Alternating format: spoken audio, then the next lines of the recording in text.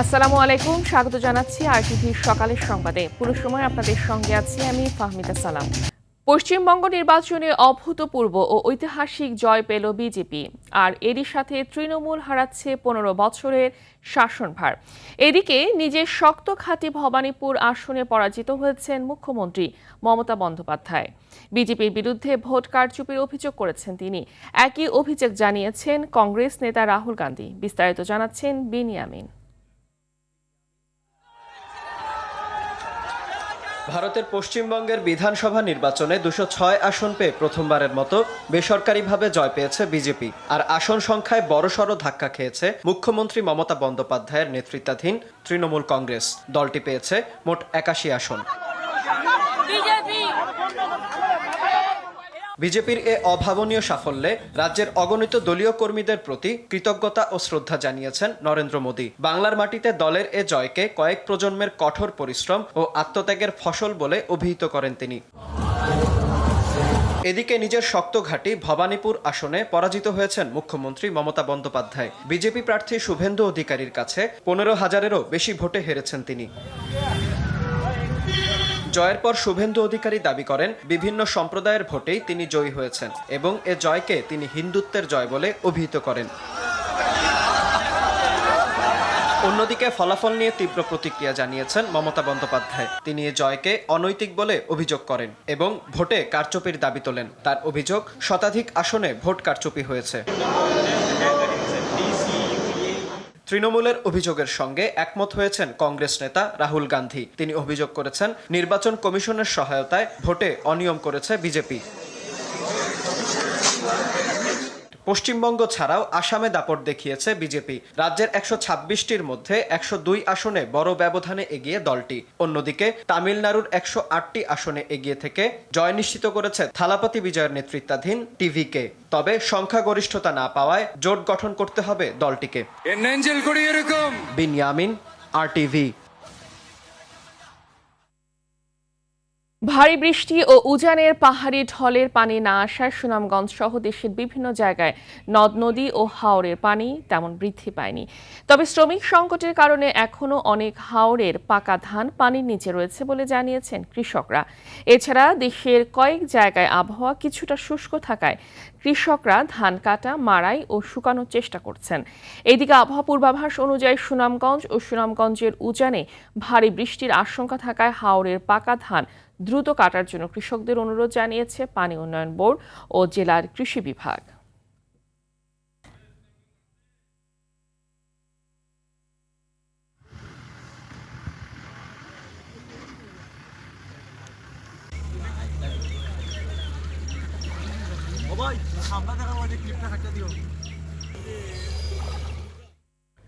বজ্রপাত বাংলাদেশের একটি অন্যতম প্রধান প্রাকৃতিক দুর্যোগে পরিণত হয়েছে। বজ্রপাতে বছরে 300 জনেরও বেশি মানুষ প্রাণ হারাচ্ছেন।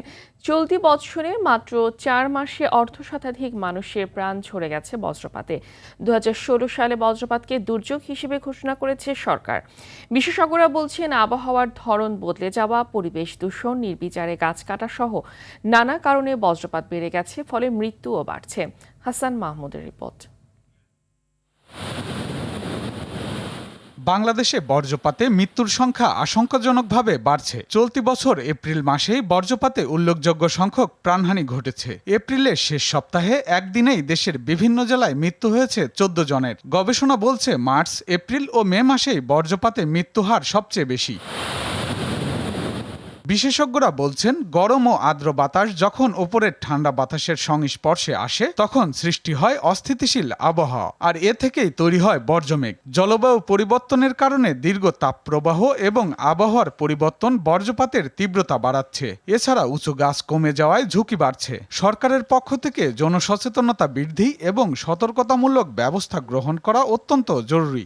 বিশেষ করে যখন মেঘ ডাকছে, বুম বুম শব্দ হচ্ছে, তখন খুব উঁচু গাছের নিচে থাকবেন না, তাল গাছের নিচে থাকা ঠিক হবে না, কারণ সবচেয়ে হাইয়েস্ট পয়েন্ট যেটা, সেখানে এই চার্জটা যায়। সরকারের উচিত প্রত্যেক স্কুল কলেজে তো পড়াবার ভেতরে এটাকে বাস্তব জীবনে সুন্দর করে বিজ্ঞানের সম্মত উপায়ে লিখিত করে বুঝিয়ে দেওয়া, ডায়াগ্রাম এঁকে বুঝিয়ে দেওয়া।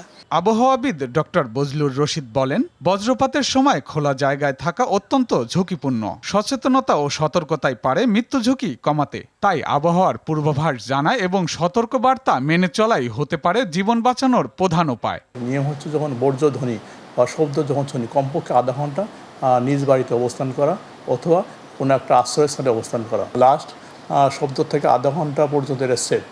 এর মানে যদি আধা ঘন্টার মতো কোনো শব্দ না পাই তাহলে মেন হচ্ছে এই বর্জ্যঝড় ইতিমধ্যে শেষ হয়ে গেছে। জানান, মানুষকে সতর্ক করতে আবহাওয়া অধিদপ্তরের ভেরিফাইড ফেসবুক পেজ ও ওয়েবসাইটে নিয়মিত বার্তা দেওয়া হচ্ছে। ফেসবুক ইউজ করে অথবা আমাদের ওয়েবসাইট দেখতে পারেন। হাসান মাহমুদ, RTV, ঢাকা। ভারী বৃষ্টি ও উজানের পাহাড়ি ঢলের পানি না আসায় সুনামগঞ্জ সহ দেশের বিভিন্ন জায়গায় নদ নদী ও হাওরের পানি তেমন বৃদ্ধি পায়নি। তবে শ্রমিক সংকটের কারণে এখনও অনেক হাওরে পাকা ধান পানির নিচে রয়েছে বলে জানিয়েছেন কৃষকরা।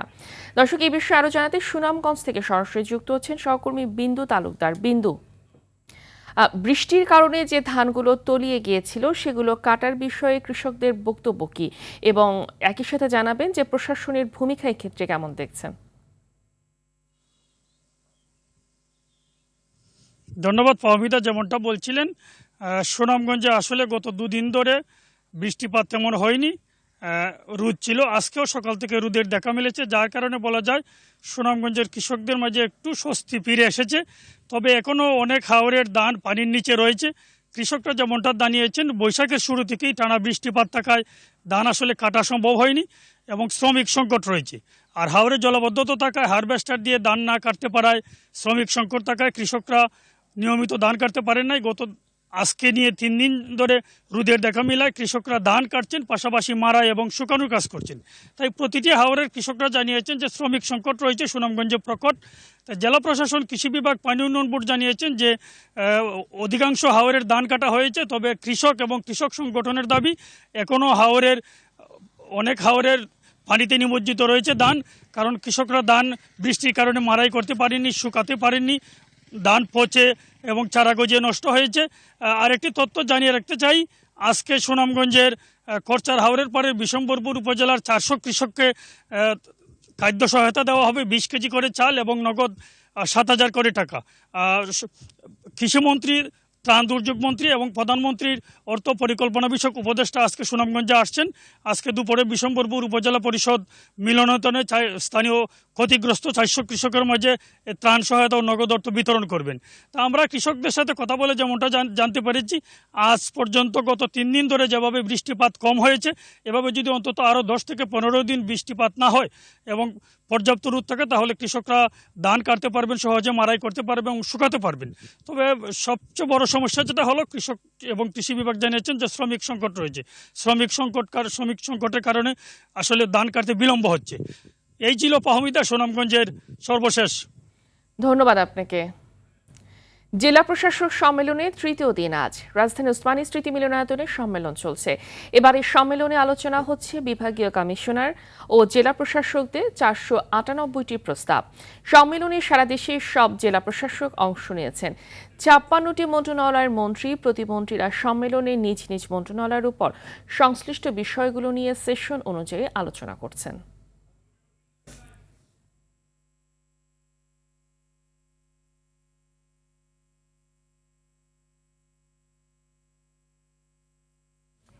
দর্শক, এই বিষয়ে আরও জানাতে রাজধানী ওসমানী স্মৃতি মিলনায়তন থেকে যুক্ত হচ্ছেন সহকর্মী বিল্লাল হোসেন। বিল্লাল, আজ ডিসিতে সম্মেলনে কোন কোন বিষয়গুলো প্রাধান্য পাচ্ছে জানাবেন? ফাবিদা, আপনাকে সে জানিয়ে রাখি যে 4 দিন ব্যাপী যে ডিসি সম্মেলন, আজকে কিন্তু 3য় দিন। আজকে কিন্তু 3য় দিনে কিন্তু রয়েছে 6টি অধিবেশন রয়েছে। শুরুতে কিন্তু মাঠ প্রশাসন, নিরাপত্তা সংক্রান্ত বিষয় কিন্তু 3 বাহিনীর প্রধানের সাথে যেই সকাল 9:15 সেই অধিবেশনটি শুরু হয়েছে। এখানে কিন্তু এর মধ্যে কিন্তু যোগ দিয়েছেন সেনাবাহিনী প্রধান, বিমান বাহিনী প্রধান এবং নৌবাহিনী প্রধান। পাশাপাশি প্রতিরক্ষা মন্ত্রণালয়ের যিনি দায়িত্বরত রয়েছেন তারাও কিন্তু এই বিষয়টি যোগ দিচ্ছে। পরবর্তী এই অধিবেশনটিতে যে জিনিসের সবচেয়ে বেশি প্রাধান্য পায়, আমরা জানি যে মাঠ প্রশাসনের যে আইন শৃঙ্খলা রক্ষায় কিন্তু সবচেয়ে গুরুত্বপূর্ণ ভূমিকা কিন্তু পালন করেন আসলে ডিসিরা বিভিন্ন দিক নির্দেশনা দিয়ে থাকেন। তো এখন সরকারের পক্ষ থেকে মূলত এই যে সেনাবাহিনীতে 3 বাহিনী প্রধান, পাশাপাশি প্রতিরক্ষা মন্ত্রণালয়ের পক্ষ থেকে আসলে বিশেষ করে সীমান্ত এলাকা দিয়ে কীভাবে অপরাধ দমন থেকে শুরু করে সকল বিষয়ে আসলে দিক নির্দেশনা কিন্তু 3 বাহিনী প্রধান দিবেন। পাশাপাশি ডিসিরা তাদের বিভিন্ন প্রস্তাবনা কিন্তু তুলে ধরার কথা রয়েছে। পরবর্তী যেদিন রয়েছে গৃহায়ন ও গণপূর্ত মন্ত্রণালয় থেকে শুরু করে মুক্তিযুদ্ধ মন্ত্রণালয়ের স্থানীয় সরকার মন্ত্রণালয়ের কিছু অধিবেশন রয়েছে। সেখানে যে বিষয়টি সেগুলো গুরুত্ব পাবে যে মাঠ প্রশাসনের সরকারের যে নির্বাচনী ইশতেহার, পাশাপাশি সরকারের যে আদেশের বাস্তবায়নে যে ডিসিদের যে ভূমিকা সেটি কিন্তু গুরুত্বপূর্ণ পাবে। আর গতকালকের অধিবেশনে এই বিগত যে 2টি অধিবেশনে সবচেয়ে বেশি ডিসিদের পক্ষ থেকে এই যে বেশি দাবিটি করা হয়েছে, পাশাপাশি সরকারের পক্ষ থেকে যে গুরুত্বপূর্ণ যেটির মধ্যে আছে যে আমরা জানি যে মাঠ পরিবেশ রক্ষায় কিন্তু যে ইটভাটা বন্ধের জন্য কিন্তু ডিসিদের পক্ষ থেকে একটি সম্মতি এসেছে, পাশাপাশি সরকারের পক্ষ থেকে একটা নির্দেশনা এসেছে যে পরিবেশের রক্ষা কিন্তু ইটভাটা বন্ধ। পাশাপাশি সিলেটের পক্ষ থেকে এটি যেমন চা শ্রমিকদের জন্য পৃথক একটি হাসপাতাল, এছাড়া মাঠ প্রশাসন থেকে আরেকটি প্রস্তাবনা তারা দিয়েছেন। বলে আপনাদের একটি তথ্য দিয়ে রাখি, মোট 7,000-এর মতোই প্রস্তাবনা কিন্তু শুরুর দিকেই মন্ত্রিপরিষদ বিভাগে কিন্তু ডিসিরা দিয়েছিলেন। তার থেকে কিন্তু প্রায় 450 প্রস্তাবনা নিয়ে কিন্তু আলোচনা হচ্ছে। মোট কথা হচ্ছে যে মোটা দাগের যে আলোচনাগুলো হচ্ছে যে ডিসিদের থেকে বিভিন্ন প্রস্তাবনা তারা সরকারের যে ঊর্ধ্বতন যে মন্ত্রী সচিব ঊর্ধ্বতন আছেন নিচ্ছেন, তারাও তাদের থেকে বিভিন্ন কিছু দিক নির্দেশনা দিচ্ছেন। তো সেই বোধহয় সর্বোপরি হচ্ছে দেশের সার্বিক উন্নয়নে, পাশাপাশি মাঠ প্রশাসনের শৃঙ্খলা রক্ষায় যে সকল দায়িত্বগুলো বাস্তবায়ন করা দরকার সেই নির্দেশনা কিন্তু সরকারের পক্ষ থেকে কিন্তু দেওয়া হচ্ছে। তো 3 বাহিনী প্রধান থেকে আসলে কী ধরনের প্রস্তাবনা তারা দিয়েছেন, পাশাপাশি ডিসিদের পক্ষ থেকে কী ধরনের প্রস্তাবনা এসেছে, একটু পরে আমাদেরকে আনুষ্ঠানিকভাবে ব্রিফিং করলে পরবর্তী সংবাদে আপনারা আমরা সেটি জানিয়ে দিতে পারবো। তো এই ছিল ডিসি সম্মেলন থেকে আমার কাছে সর্বশেষ। ফাহমিদা, ধন্যবাদ আপনাকে। আজ 5 মে শাপলা গণহত্যা দিবস হিসেবে পরিচিত। 2013 সালের এই দিনে রাজধানীর মতিঝিলের শাপলা চত্বরে হেফাজতে ইসলামের কর্মসূচিতে পুলিশ, র্যাব ও বিজিবির যৌথ অভিযান চালানো হয়। এই দিন 13 দফা দাবিতে হেফাজতে ইসলাম ঢাকা অবরোধ কর্মসূচি ঘোষণা করে। অভিযোগ রয়েছে, কর্মসূচির জেরে শাপলা চত্বরে গণহত্যা চালানো হয়, যাতে বহু মানুষ শহীদ হন, আহত হন অনেকে। অন্ধত্ব ও পঙ্গু হয়ে যাওয়ার ঘটনাও রয়েছে। দিনটিকে ঘিরে নানা কর্মসূচি হাতে নিয়েছে হেফাজতে ইসলাম সহ বিভিন্ন সংগঠন।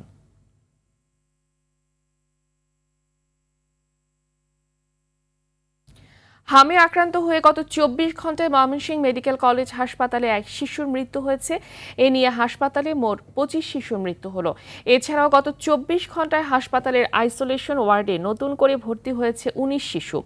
হাসপাতাল কর্তৃপক্ষ জানায়, বর্তমানে আইসোলেশন ওয়ার্ডে মোট 79 শিশু চিকিৎসাধীন রয়েছে।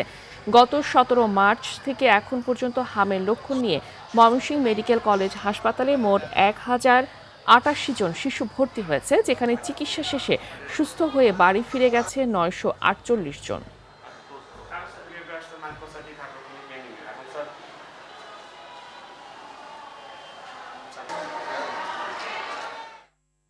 মাছ ধরায় 2 মাস নিষেধাজ্ঞা শেষে নদীতে নেমে খালি হাতে ফিরছেন চাঁদপুরের জেলেরা। এতে তেলের খরচ মেটাতে হিমশিম খাচ্ছেন তারা। মাছের অভাবে দেশের অন্যতম বৃহত্তম মৎস্য অবতরণ কেন্দ্র চাঁদপুরের বড় স্টেশন মাছঘাটে এখন চরম স্থবিরতা বিরাজ করছে। আড়তদার ও ব্যবসায়ীদের পাশাপাশি শ্রমিকদের চোখে মুখেও হতাশার ছাপ স্পষ্ট হয়ে উঠেছে। চাঁদপুর থেকে শরীফ চৌধুরীর পাঠানো তথ্যচিত্রে আরও জানাচ্ছেন আব্দুল হামিদ। প্রজনন মৌসুমে ইলিশের ঝাটকা সংরক্ষণে 2 মাসের নিষেধাজ্ঞা কাটিয়ে নদীতে নেমেছে চাঁদপুরের প্রায় 1.5 লাখ জেলে। তবে আশানুরূপ মাছের দেখা না পেয়ে হতাশ মৎস্যজীবীরা। অধিকাংশ জেলে খালি হাতে নৌকা নিয়ে ফিরছেন ঘাটে, কাটাচ্ছেন অলস সময়। নদীতে মাছ সংকটে আড়তে বেড়েছে দাম। 1 কেজির ইলিশ 3,500, 800 থেকে 900 গ্রাম 2.5 থেকে 3,000 টাকা কেজি দরে বিক্রি হচ্ছে। চাহিদা অনুযায়ী মাছ না পেয়ে খালি হাতে ফিরতে হচ্ছে ক্রেতাদেরও। আগে যে পরিমাণ মাছ ছিল ওই পরিমাণ মাছ তো নাই। এখন ওই যে আগে পরে যেই বাজে অভিযানগুলোর কারণে মাছ অনেকটাই বিলুপ্ত হয়ে গেছে। বিভিন্ন মাছে দেখা গেছে ডিম চাচ্ছে, ওটা রেনু ফুটা মাছ হইতে পারে না। কেউ 4,000 চাইতেছে কেজি, কেউ 5,000 চাইতেছে। আমাদের সামর্থ্য অনুযায়ী অনেক বেশি। চাঁদপুরে মাছঘাটে আসলে পাইকারের যে পরিমাণ চাহিদা, এই পরিমাণ আপনার মাছ নাই। মাছ না থাকার কারণে দামের অনেকটাই বেশি। এখন তো আর ভরপুর সিজন না, এখন একটু গড় সিজন। সামনেতে সিজন আসবে, আশাবাদী আমরা যে সিজনে ভালো পরিমাণের মাছ হবে। 4-5 দিন পরে যদি মাছের আমদানি আরো বেশি হয়, দাম এমনিতেই কমবে, কেজি প্রতি 50 টাকা 100 টাকা কমবে বলে আমরা আশা করি। গবেষকরা বলছেন ব্যাপক হারে ঝাটকা ধরার কারণে নদীতে ইলিশের সংকট তৈরি হয়েছে। ছোট ফাঁসের কারেন্ট জাল, বেহুন্দি জাল, নানা জাতের ক্ষতিকর জাল দিয়ে ছোট ইলিশ বা জাটকা ধরা হচ্ছে। একই সঙ্গে গভীর সাগরে অনিয়ন্ত্রিত ট্রলিং পদ্ধতিতে মাছ ধরা হচ্ছে, যে কারণে আজকের এই ইলিশ জনতা ক্ষতিগ্রস্ত হচ্ছে এবং শুধুমাত্র ছোট ইলিশই বাজার ঘাটে দেখা যাচ্ছে। বৃষ্টি ও পানি বাড়লে নদীতে ইলিশ পাওয়ার সম্ভাবনা রয়েছে। মৌসুম পুরোপুরি শুরু হলে বাড়বে সরবরাহ, তখন দামও কিছুটা কমবে বলছেন সংশ্লিষ্টরা। আব্দুল হামিদ, RTV।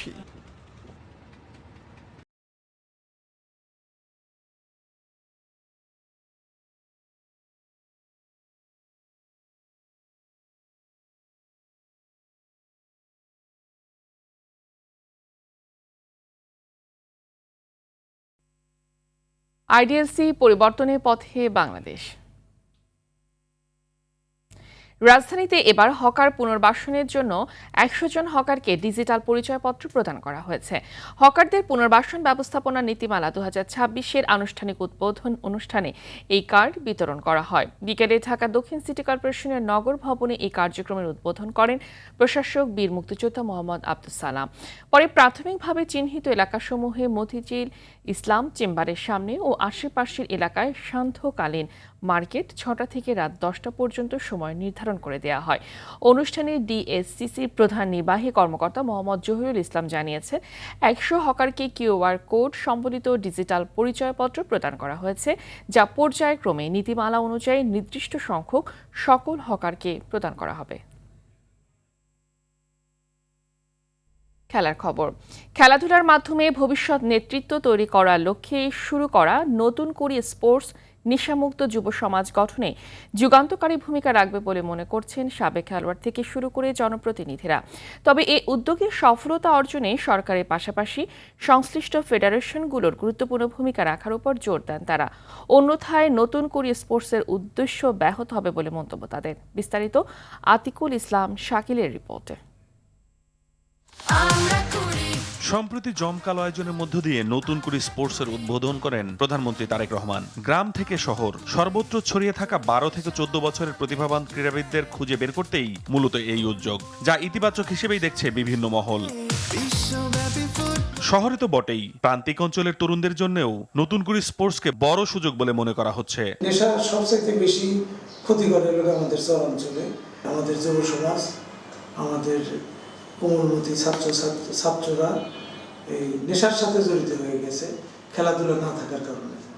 আজকে যেহেতু এই খেলাধুলা এই নতুন কুড়ির সাথে সংযোগ করেছে, আশাবাদী যে অন্তত পক্ষে এই আমাদের ছেলেমেয়েরা এই নেশার থেকে দূরে চলে আসবে এবং তারা এই বাংলাদেশ গড়ার ক্ষেত্রে তারা অগ্রণী ভূমিকা পালন করবে। তবে কেবল প্রতিভা খুঁজে বের করাই নয়, সেই প্রতিভাকে সঠিকভাবে গড়ে তোলার জন্য শক্তিশালী ব্যবস্থাপনা ও জবাবদিহিতা নিশ্চিত করাও সমান গুরুত্বপূর্ণ বলে মত বিশেষজ্ঞদের। বিগত দিনে অনেক টুর্নামেন্ট আয়োজন করা হয়েছে, অনেক কার্যক্রম হয়েছে, যেমন বিগত সরকারের আমলে তারুণ্য উৎসব, এ ধরনের অনেক প্রজেক্ট নেওয়া হয়েছে, বাট এগুলোর সার্থকতা আসে নাই।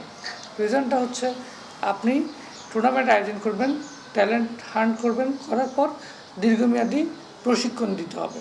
তারা সারা বছর প্রশিক্ষণে থাকবে, তারপর টুর্নামেন্টগুলোতে অ্যাটেন্ড করবে এবং ইয়ুথ লেভেলে ইন্টারন্যাশনাল গেমসগুলো তারা খেলতে হবে। তাহলে কী হবে, ইন্টারন্যাশনাল যে একটা কম্পিটিশন আছে, স্ট্যান্ডার্ডটা আছে, তাদের মধ্যে আয়ত্ত হয়ে যাবে। বিশেষজ্ঞদের মতে নতুন করে স্পোর্টসের সফলতা নির্ভর করছে ফেডারেশনের সাথে সরকারের সঠিক সমন্বয়ের ওপর। আর তেমনটি হলে নতুন করে স্পোর্টস হতে পারে দেশের ক্রীড়াঙ্গনে যুগান্তকারী এক মাইল ফলক উদ্যোগ। আতিকুল ইসলাম শাকিল, RTV, ঢাকা। চ্যাম্পিয়ন্স লিগের সেমিফাইনালের দ্বিতীয় লেগের হাই ভোল্টেজ ম্যাচে রাতে আর্সেনালের মুখোমুখি হবে অ্যাটলেটিকো মাদ্রিদ। আর্সেনালের ঘরের মাঠ এমিরেটস স্টেডিয়ামে ম্যাচটি শুরু হবে বাংলাদেশ সময় রাত 1টায়। দু দলেরই লক্ষ্য প্রথমবারের মতো শিরোপা জয়। আর এই ম্যাচ জিতলেই মিলবে 30 মে বুদাপেস্টের পুস্কাস অ্যারেনায় অনুষ্ঠেয় সে আরাধ্য ফাইনালের টিকিট। তাই এই ম্যাচে জয় পেতে মরিয়া দু দলই। বিস্তারিত জানাচ্ছেন কাজী মাহিম হাসান।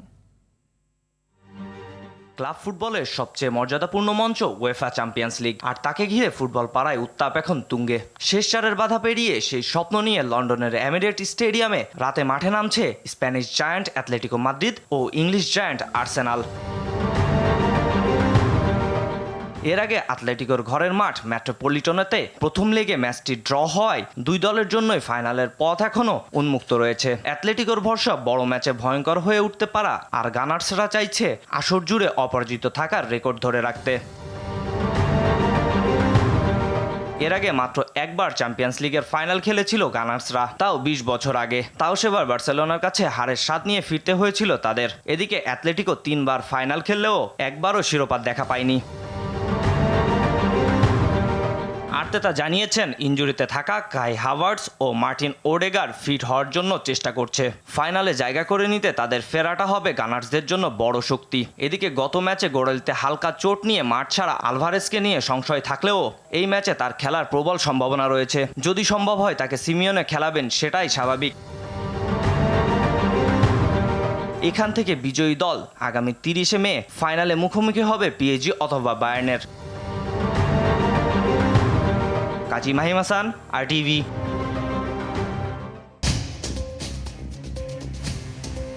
সকালের সংবাদ এ পর্যন্তই। মধ্যাহ্নের সংবাদ দুপুর 12টায় দেখার আমন্ত্রণ রইল। ধন্যবাদ সবাইকে।